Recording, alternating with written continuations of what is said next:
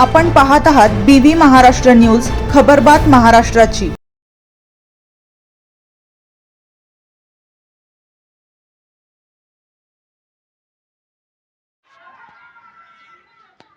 सटाणा बसस्थानकातून पुन्हा सुरू विनावाहक बस सेवा, प्रवाशांमध्ये समाधान। राज्य परिवहन सटाणा आगाराकडून बहुचर्चित आणि कोविड-पूर्व काळात प्रतिष्ठित मानली जाणारी विनावाहक बस सेवा पुन्हा सुरू करण्यात आली आहे।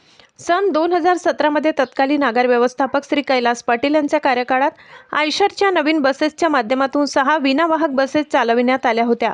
या उपक्रमामुळे सटाणा आगाराच्या उत्पन्नात लक्षणीय वाढ झाली होती, मात्र कोविड काळात ही सेवा बंद पडली होती। आता पुन्हा एकदा ही सेवा पूर्ववत सुरू झाल्याने प्रवासी वर्गात समाधानाचे वातावरण निर्माण झाले।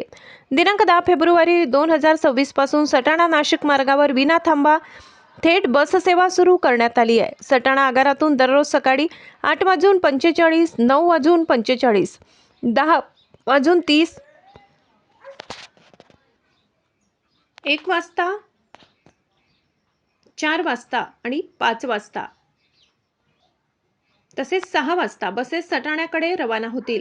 या बस सेवेसाठी प्रवासी वर्गाकडून मोठ्या प्रमाणावर मागणी करण्यात येत होती। या मागणीचा विचार करूनच विनावाहक सेवा सुरू करण्यात आली आहे। प्रवाशांचा चांगला प्रतिसाद मिळाल्यास पूर्वीप्रमाणे 6 बसेस विनावाहक चालविण्याचा मानस आहे, असे आगार व्यवस्थापक राजेंद्र अहिरे यांनी सांगितले।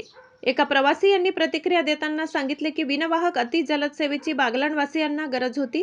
आता नाशिकला पोहोचण्यासाठी कमी वेळ लागणार असून परतीसाठी सायंकाळी 3 बसेस उपलब्ध असल्याने मोठी सोय झाली आहे। या सेवेमुळे प्रवाशांना सुविधा मिळण्याबरोबरच डेपोच्या उत्पन्नात वाढ होईल। दरम्यान या नव्या उपक्रमामुळे सटाणा नाशिक मार्गावरील प्रवास अधिक सोयीस्कर आणि जलद होणार असल्याची भावना प्रवासी वर्गातून व्यक्त होत आहे। BV न्यूज महाराष्ट्रासाठी सहसंपादक श्लोक भामरे।